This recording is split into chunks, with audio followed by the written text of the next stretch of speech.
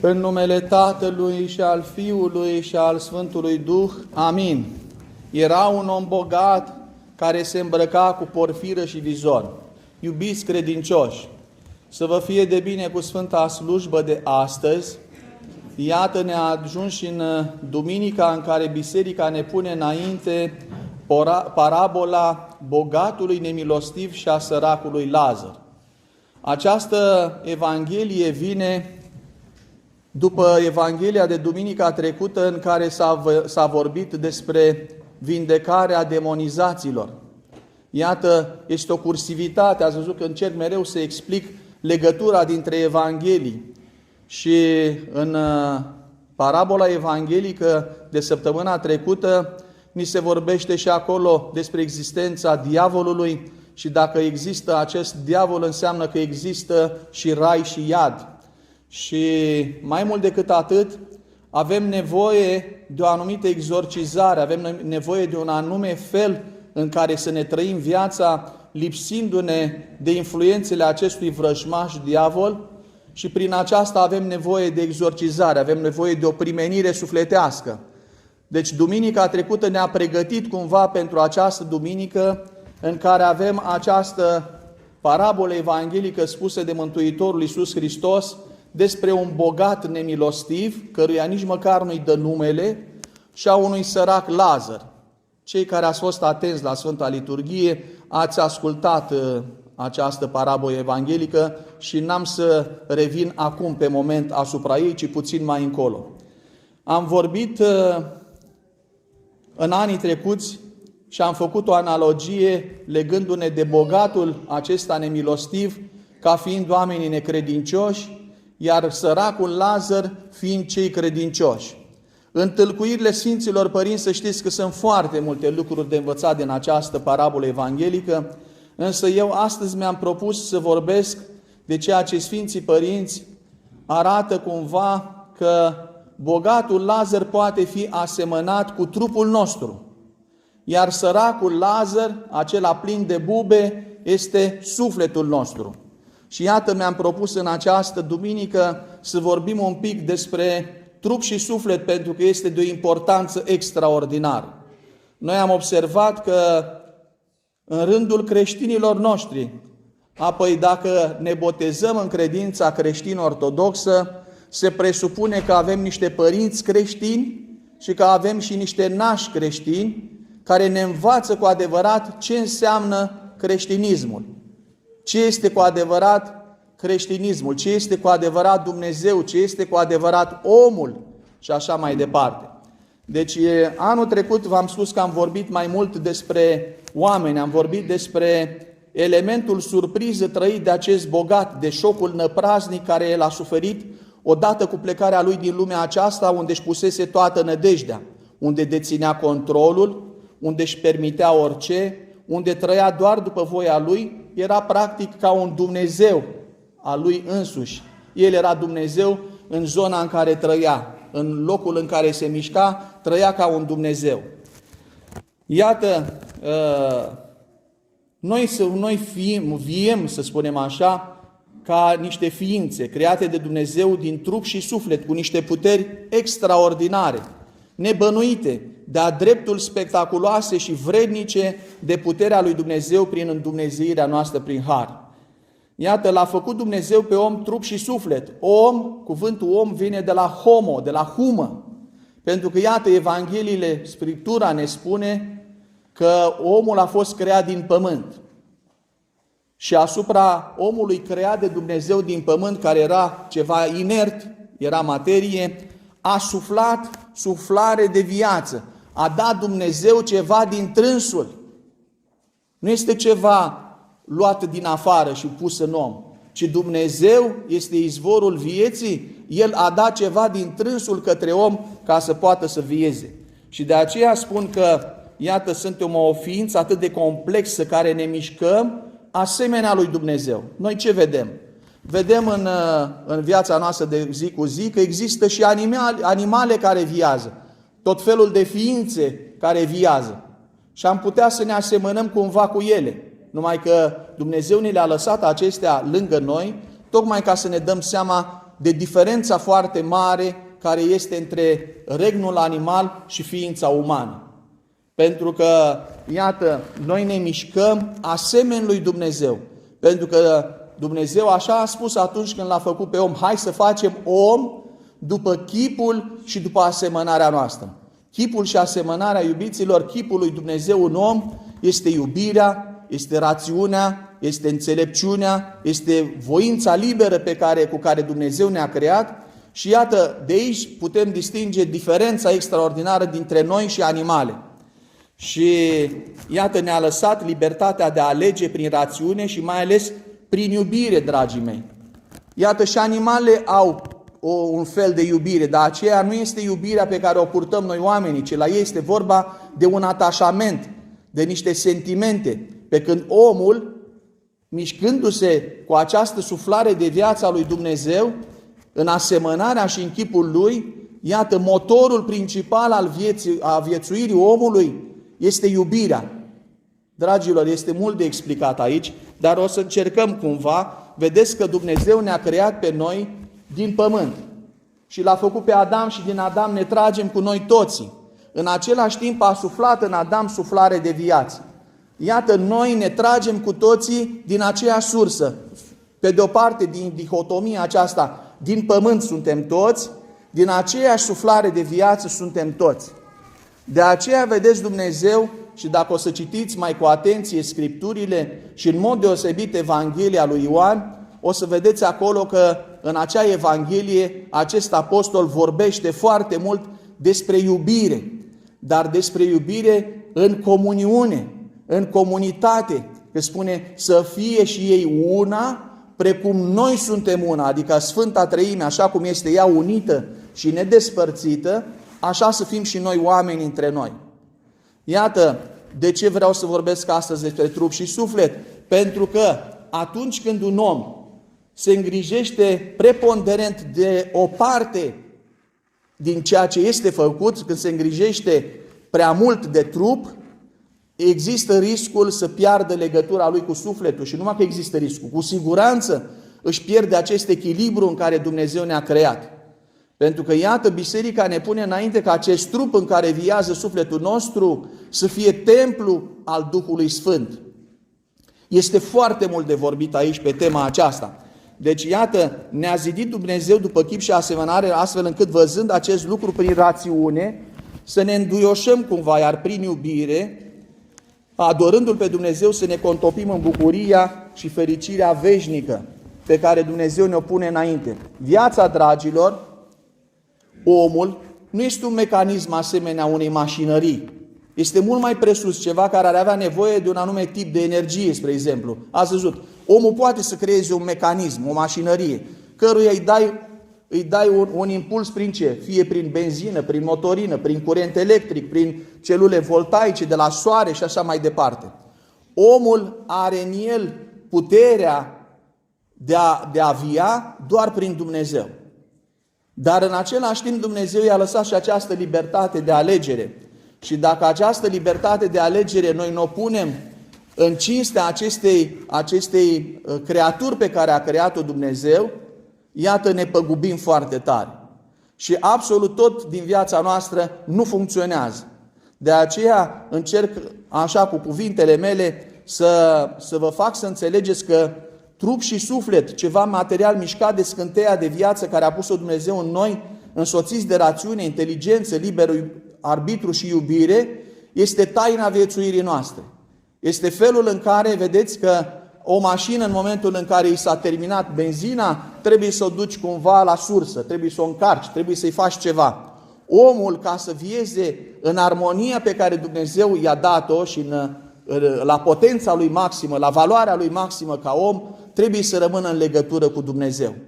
Pentru că El este Cel care a dat sursa de viață, pentru că omul nu apare în lumea aceasta de la sine. El apare datorită lui Dumnezeu. Și atunci este imposibil ca cineva să vieze, ar trebui să fie El însuși un Dumnezeu. Dar vedeți, Dumnezeu a creat această lume și ne-a creat pe noi atât de bine, încât își dorește foarte mult ca noi să ajungem la măsura pentru care El ne-a creat. Aceea în care trăind după voia lui Dumnezeu și ascultând de Dumnezeu, putem să ajungem și noi la puterea lui Dumnezeu, să ne îndumnezeim prin har, adică să dobândim acel har de la Dumnezeu care ne dă niște puteri extraordinare. Iată, iubiților, omul prin iubirea lui Dumnezeu și contopirea cu el devine părtaș acestei armonii, se echilibrează, se desfată de întreaga creație și de toate beneficiile acestei părtășii și acestei paternități. Raiul, să știți că este Dumnezeu. Sânul lui Avram, astăzi, cum auzim în Evanghelia de astăzi, pământul adevărat al făgăduinței este Dumnezeu. Ori noi ne dorim din inimă să ajungem în acest rai, în această părtășie desăvârșită cu Dumnezeu. Deci existența noastră ca ființe vii este împlinită total în armonie dintre suflet și trup. Această armonie dintre suflet și trup nu ne poate face să trăim ca fiind una. Vedeți că cea mai mare problemă a umanității este că de fapt nu putem trăi una. Pentru că iată, suntem atât de mulți pe această planetă și Dumnezeu ne-a creat din același pământ și din același suflet, tocmai ca să trăim ca niște fii ai Lui, ca niște frați între noi.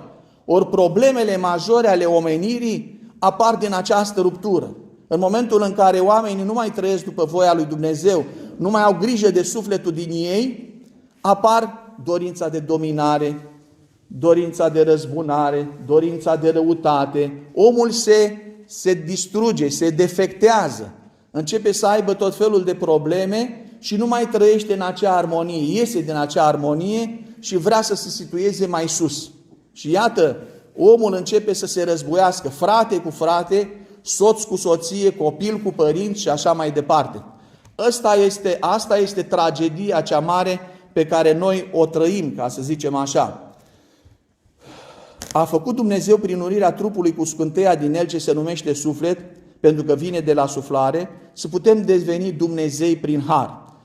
Noi ați văzut aici când se cântă la strană, este un pasaj înainte de împărtășanie, acolo când preotul pregătește Sfânta Împărtășanie, când spune acolo, ia acel agneț care îl reprezintă pe trupul lui Hristos și spune, se frânge și se împarte mielul lui Dumnezeu, cel ce se frânge și nu se desparte, cel ce se mănâncă pururea și niciodată nu se sfârșește și pe cei ce îi împărtășesc îi sfințește.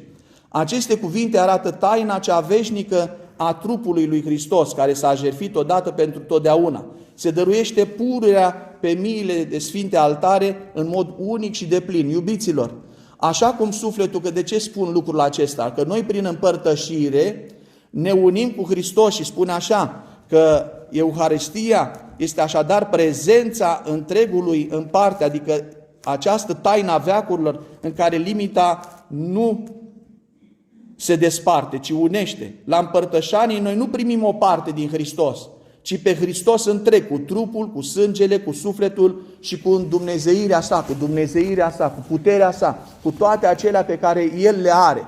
De aceea ar trebui să ne dorim foarte mult să ne împărtășim. Numai că nu ne putem împărtăși oricum, iubiților, ci avem nevoie să înțelegem foarte bine ce suntem noi, cine suntem noi, de ce ne-a făcut Dumnezeu așa și așa mai. Trebuie să ne punem această problemă la nivelul nostru și să vedem dacă într-adevăr purtăm de grijă cu adevărat de sufletele noastre.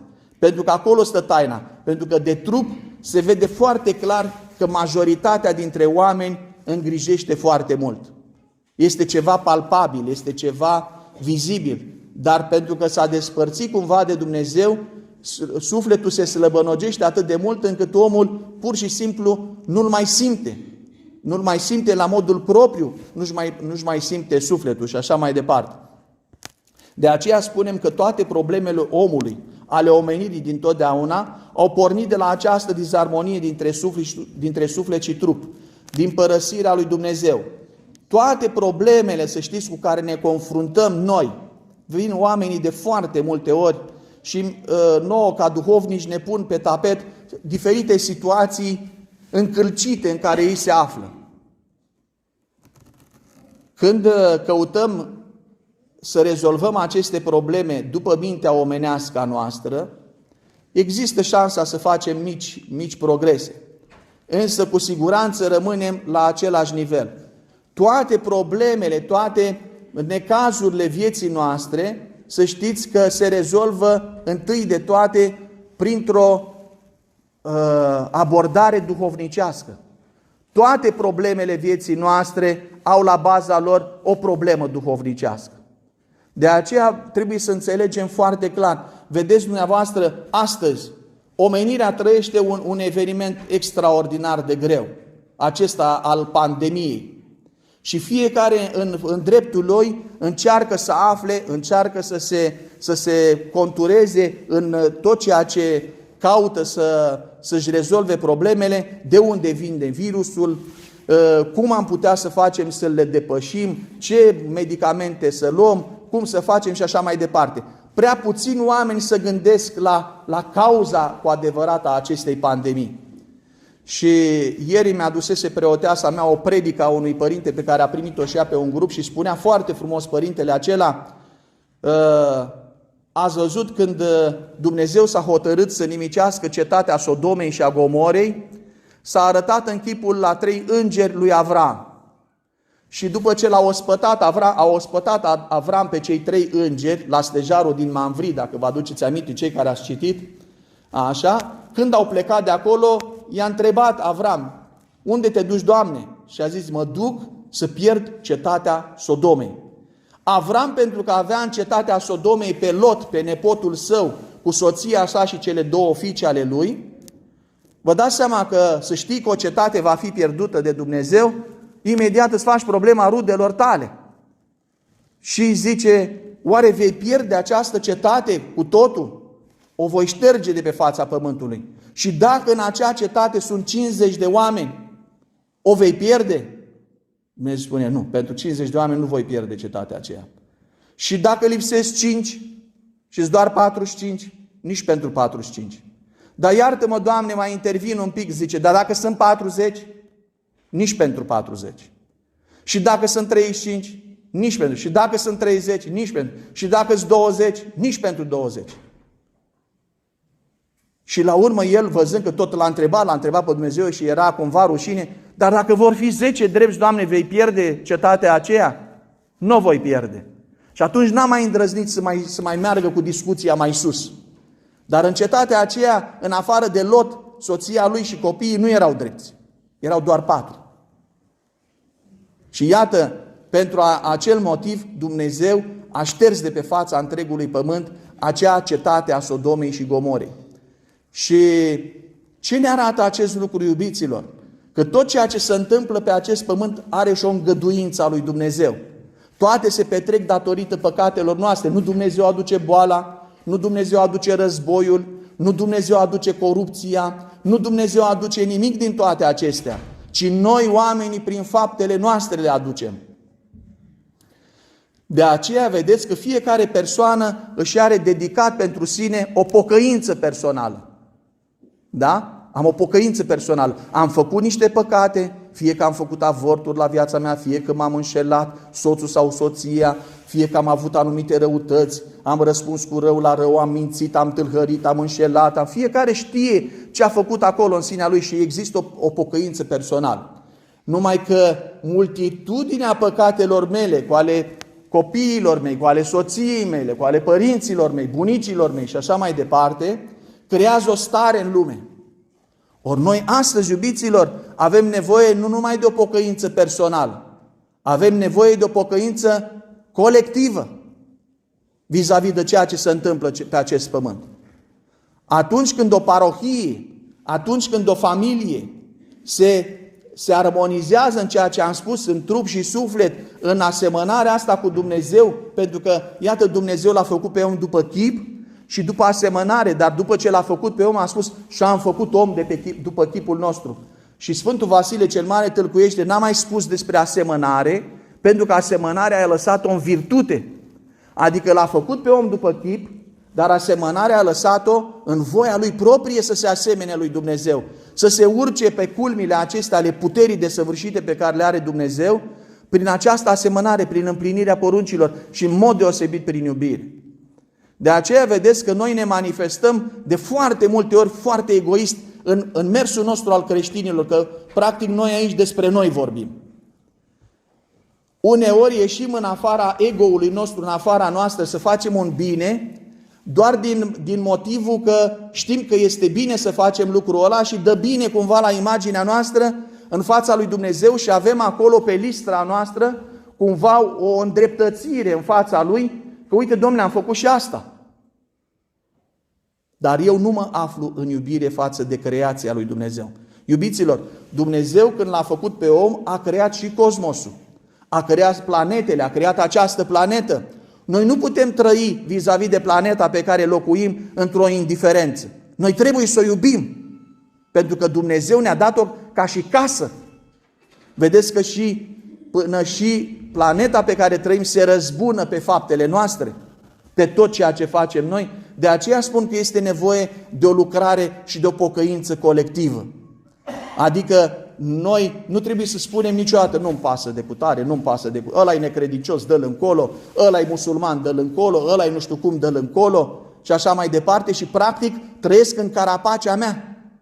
Este imposibil să fii creștin și să ajungi la nivelul lui Dumnezeu la care ți se cere ca să poți să fii părtaș al împărăției cerurilor din această poziție. De fiecare dată vin oamenii și spun, Părinte, ce mă fac? Uitați ce se întâmplă în lumea de astăzi. Iată, niște aberații, mai ales legate de aceste certificate pe care îți condiționează munca ta. Dacă tu ai trecut prin boală, dacă tu ai niște afecțiuni și ți-e frică să faci acel vaccin, nu pentru că cineva ți-a spus să nu-l faci sau să-l faci. Că aici nu ne băgăm nimeni să spunem cuiva fă-l sau nu fă-l. Dar libertatea mea trebuie să existe. Și că ești vaccinat și că ești nevaccinat, trebuie să militezi pentru libertate. Pentru că fiecare om trebuie să aibă această libertate. Și oamenii vin și mă întreabă, Părinte, cum să ies din clinciul ăsta? Cum să fac acolo? Oamenii vor niște soluții omenești. Du-te, fă-ți un certificat la mișto, du-te, fă nu știu ce, du-te, fă și așa mai departe. Dar nimeni nu te învață, nimeni. Biserica te învață, dar din lume nimeni nu te învață să faci o pocăință. Dar o pocăință nu numai pentru păcatele tale, ci și pentru a tuturor celorlalți pentru care Dumnezeu ne-a adus în starea aceasta. A îngăduit Dumnezeu să ajungem în această stare. Și cei care ați fost atenți la rugăciunile care le-am făcut astăzi acolo, la altar, ați văzut că spune, Doamne, nu ne pedepsi pentru păcatele noastre. Ia de la noi boala aceasta. Ne rugăm la Dumnezeu să ia boala. Avem nevoie, iubiților, de pocăință personală, dar și de pocăință colectivă. Ce înseamnă să fie pocăință colectivă? Iată, spre exemplu, eu ca duhovnic, celor care se spovedesc la mine, îi învăț să facă împreună rugăciuni, fiecare la casa lui, dar să existe momente în care noi cu toții ne aflăm în rugăciune, ca o familie. Atât cât putem să facem noi, nu ne putem îndrepta foarte mult în afară. Dar în mediul în care noi ne învârtim și ne cunoaștem, cum suntem și aici la biserică, ar trebui să existe grupuri de rugăciune.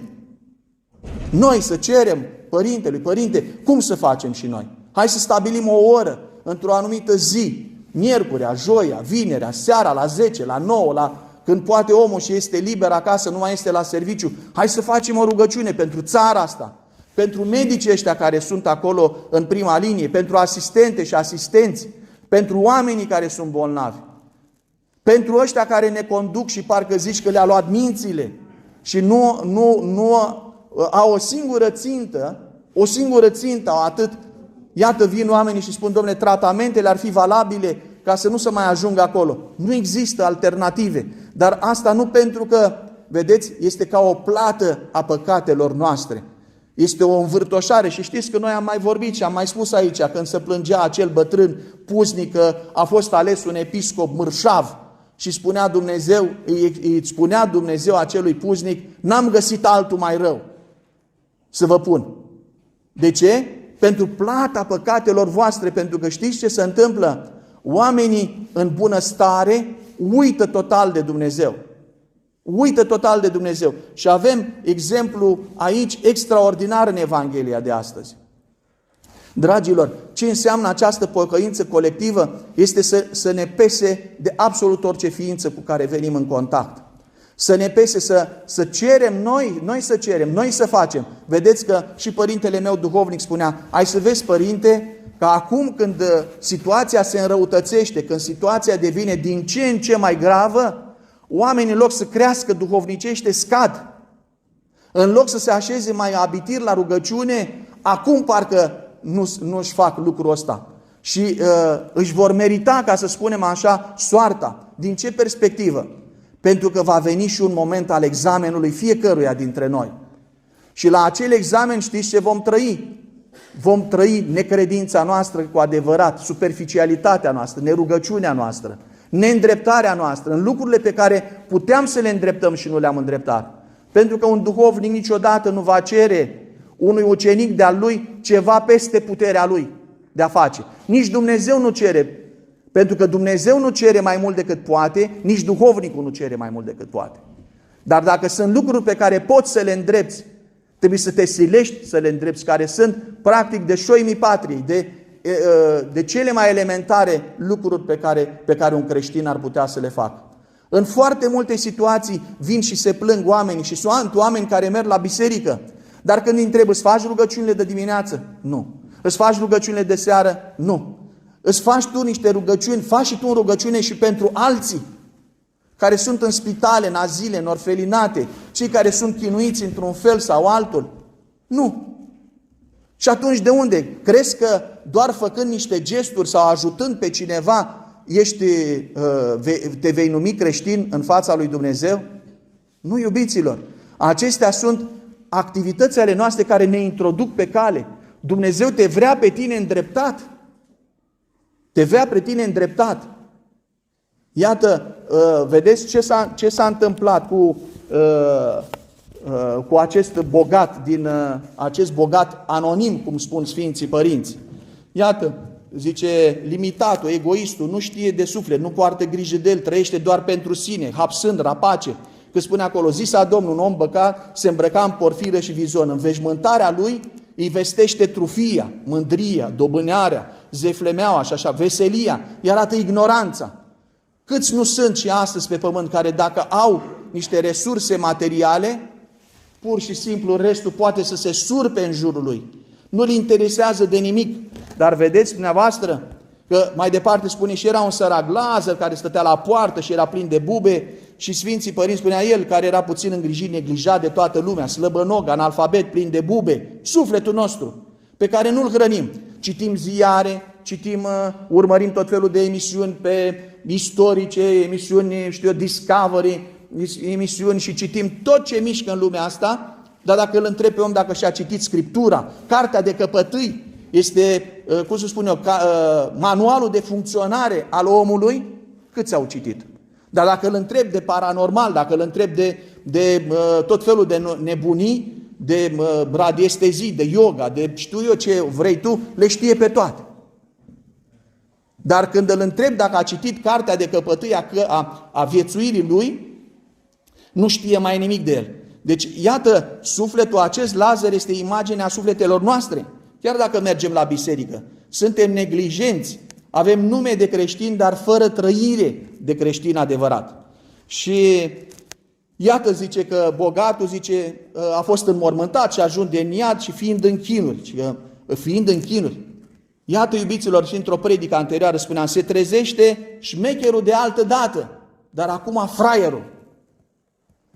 El acela care era zeflemitor, nepăsător, trufaș, mândru, arogant față de toată lumea. Da? Și ce îi spune lui Avram? Fie-ți milă de mine. Vedeți ce repede învață rugăciunea? Ce repede apelează la cine n-a apelat vreodată din scârbă, din dispreț, din aroganță. Iată, cerem ajutor atunci când vine peste noi necazul cel mare. Atunci s-a înțelepțit, în iad s-a înțelepțit. A avut nevoie de o viață întreagă în care n-a învățat și iată în câteva secunde de iad le-a învățat pe toate. Și spune, trimite pe Lazar. Acum are nevoie de semeni, iubiților. Până atunci n-a avut nevoie de semeni. N-a avut nevoie de nimeni. El era tare, el era mare, el era șmecher, el era în felul lui și nu avea nevoie de nimeni și de nimic pentru că avea resurse. Acum, la descoperirea adevărului, la rămânerea lui în pielea goală, abia acum cere ajutor. Iată, și îi spune Avram, zice, ia că tu ți le-ai luat pe cele bune în viața ta și Lazar le-a luat pe cele rele. Acum ce să-ți fac? Te chinuiești. Ce l-a înțelepțit, iubiților? Realitatea. Într-o secundă a dobândit virtuți pe care pe pământ le-ar fi dobândit în ani de zile. În ani de muncă, smerenia. N-a gustat în viața lui această stare niciodată. Empatia, n-a căutat-o niciodată. Umilința, n-a trăit umilința de a se pleca vreodată. Grija de neam, de familie, de a nu ajunge careva din neamul lui acolo. Nu s-a rugat, nu i-a păsat niciodată. Ia uite, egocentric, cu buricul pământului, cu repeziciune cere ajutor de la alții. De aceea spune Mântuitor, lucrați cât aveți lumină, că vine întunericul și nu are cine. Ai lăsat în urma ta ce? Bogăție de necredință. Ai lăsat în urma ta cine să te salveze? Cine să te salveze? Bogăția de necredință care ai lăsat-o în urma ta în casă? Înjurând preoții, înjurând biserica, ăla o să vină acum să roage la biserică, să facă parastase și rugăciuni în fața lui Dumnezeu pentru sufletul tău? Câtă vreme tu toată viața ai fost potrivnic lui Dumnezeu, bisericii și așa mai departe, nu o să fie. Și e pedeapsa lui Dumnezeu? Nu e, iubiților. Este pedeapsa propriilor fapte. Întâlnim foarte mulți oameni de genul ăsta, care înjură preoți. Da, ai nevoie de preotul ăla care tu îl înjuri. Nici nu-l cunoști și îl înjuri. Și așa mai departe. Popii, fac, dreg și așa mai. Toți, știți cum ceream? Vă aduceți aminte cum spuneau? Nu vrem catedrale, vrem spitale. Iată că poporului s-a împlinit ceea ce a cerut. Astăzi avem nevoie de spitale. De ce? Pentru că nu avem pocăința colectivă. Nu numai pocăința personală, ci pocăința către toți, iubiților. Pentru că aceasta este cea care anul trecut vorbeam despre lucrul ăsta și spuneam că noi avem nevoie, spuneam așa, era un citat, nu mai știu de la cine, noi trebuie să lucrăm cu grijă și râvnă ca acest har, ca el să se înscrie în trupul și sufletul nostru, în celulele noastre, ca să dobândim felul de a fi al lui Dumnezeu, dacă vă aduceți aminte. Deci iată, noi avem nevoie să îndumnezeim în noi felul de a fi al lui Hristos. A venit pe pământ și ne-a arătat ce trebuie să facem. Cum trebuie să facem? Cum trebuie să îngrijim de suflet? Iată, cine nu îngrijește de sufletul lui, este singur se scoate din armonia lui Dumnezeu. Are doar o părelnicie, că nu este suficient să mergi la biserică. La biserică vii să te sfințești, la biserică vii să înveți, la biserică vii să te rogi pentru neamul tău, pentru tine și pentru cei vii și adormiți ai tăi. Dar dincolo de biserică, din momentul în care ai ieșit de la slujbă, ești tu cu tine. Tu cu patimile tale, la care nu vrei să lucrezi deloc, tu cu neputințele tale, dar neputințele vin din nelucrare, iubiților, pentru că în toate, să știți, așa cum am mărturisit de la început, toată rezolvarea problemelor noastre pleacă de la lucruri duhovnicești. De la lucruri duhovnicești. Vrem să, în momentul în care, iubiților, creștinii, în momentul în care s-au unit cu Dumnezeu, nici nu mai interesează ce se întâmplă în jur. Nu pentru că nu sunt empatici, ci pentru că el s-a unit cu Dumnezeu și că e în viață sau că este în moarte, că moartea îl pândește, el și-a pus sufletul său și trupul său în mâinile lui Dumnezeu. Dacă Dumnezeu acum a hotărât să mă ia, acum mă ia, că știe el că e mai bine pentru mine. Moartea, iubiților, este un câștig. Nu este... De ce? Pentru că pe acela care vede că nu se pocăiește, îl ia mai devreme din viață ca să fie cineva care să se roage pentru el. Iată, când vede că nu mai există pocăință de nicio culoare în sufletul cuiva și vede Dumnezeu că acela nu se îndreaptă, mai degrabă îl ia din lumea aceasta decât să-l lase. Și exemplele pot fi nenumărate. Vin și mă întreabă, părinte, a murit la 50 de ani. Om credincios, om extraordinar. De ce? Știe Dumnezeu de ce l-a luat.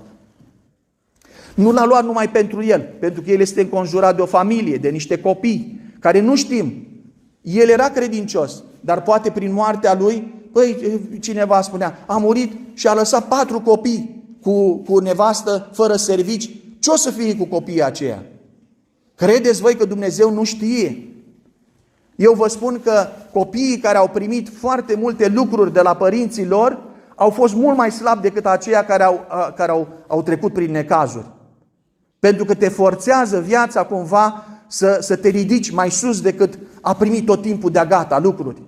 Și noi vedem că părinții astăzi și-au făcut idol din copiii lor. Și nu știu cum să-i protejeze, nu știu cum să le dea de toate, nu știu ce să facă mai întâi pentru ei, iar vremurile care vin să știți că nu o să-i protejeze deloc. Ai nevoie de niște copii puternici, de niște copii care să-și dorească ceva în viață. Dacă tu ai de toate, ce poți să-ți mai dorești? Dar vine vremea în care trebuie să fii pe picioarele tale și tu nu ești capabil să muncești pentru nimic, pentru că nu-ți dorești nimic. Nu-ți dorești să devii ceva. Eu îi întreb tot timpul la spovedanii: ce vrei să te faci când o să fii mare? Și dau din numeri. Dar nu dau din numeri numai ăștia mici, săraci, ci dau din numeri ăștia mari.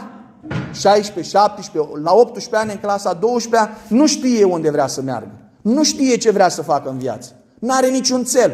De ce?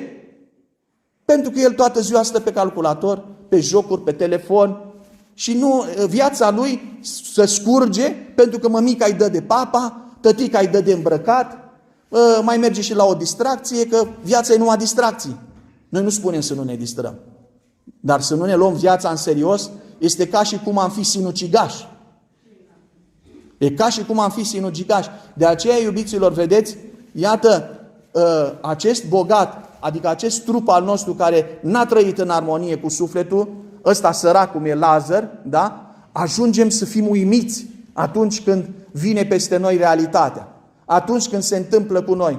De aceea și la mormântare de multe ori le spun: ce credeți că ar spune tata aia X, care este aici în fața noastră cu mâinile pe piept, ce ar vrea să vă transmită vouă, celor care sunteți aici la mormântare? Ce credeți că ar spune? Acum ar vedea toată deșertăciunea, cum cântăm noi acolo la slujbă. Unde este dezmierdarea, unde este mulțimea slugilor și strigarea, unde este aurul și argintul? S-au dus. Cu ce ai rămas? Ce spuneam la predica de acum 2 săptămâni? Cu ce ai oferit, cu ce ai dat, cu ce ai fost tu în armonia cu Dumnezeu. Aia e bogăția ta, aia e tot ceea ce ai tu. În rest, nimic, iubiților, absolut nimic. Ești un om care ai trăit doar pentru materie. Vedeți ce important este? O comunitate. De aceea eu tot timpul vorbesc despre lucrul acesta, că oamenii trebuie să țină cu dinții de comunitatea în care se află. Și să-și dorească să se miște. Să se miște nu numai cel care este rânduit acolo, preotul, parohul sau părintele duhovnicesc, ci el are în pedagogia lui să-i și testeze, să-i și vadă, să-i și încerce, să le încerce viața lui, să vadă: atunci când nu te împinge cineva de la spate, ce faci?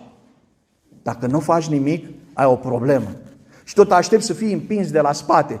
Nu, trebuie să începi să te miști, trebuie să începi să-ți dorești, să te duci să stai la capătul unui bolnav, să-ți dorești să te rogi pentru un bolnav de care ai auzit. Și nu așa oricum. Și pentru lumea întreagă, pentru ăștia care ne conduc și care îi nemernicim așa cumva și înjurăm uneori. Când ne revoltăm foarte tare când vedem câtă mizerie poate să fie. Dar nu avem acest drept. Nu avem, iubiților, acest drept. Pentru că ei sunt frații noștri, sunt făcuți din aceeași humă din care suntem făcuți și noi și au același suflet pe care l-am primit și noi. Și Dumnezeu nu ne vrea așa. Și Dumnezeu ne vrea uniți. Problema este, ei nu o să vrea. Cei care sunt în afară nu or să vrea. Problema este să vrei tu. Și să te pui în fața lui Dumnezeu, că ceea ce este cu neputință la om, este cu putință la Dumnezeu. Ai o problemă în familie, stăruie în rugăciune și Dumnezeu va rezolva. Dar stăruie.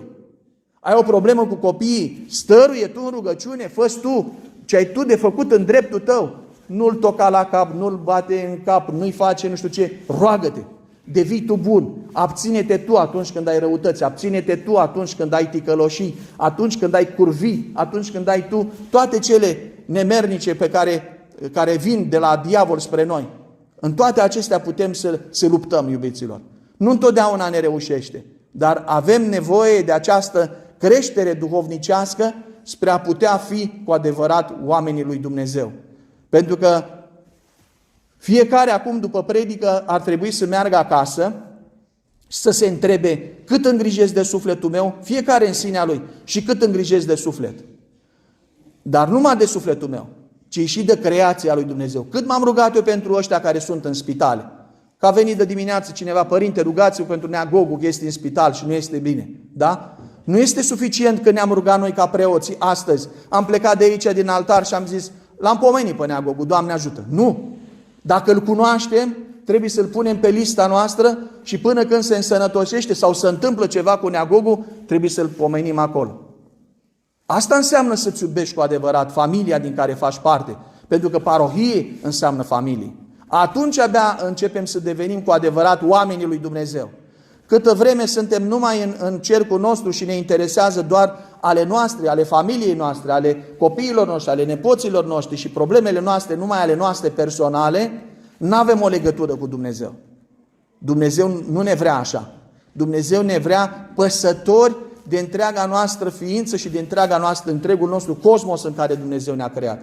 De aceea Părintele Arsenie Papacioc spunea că tragedia întregii lumi trebuie plânsă ca propriile noastre păcate.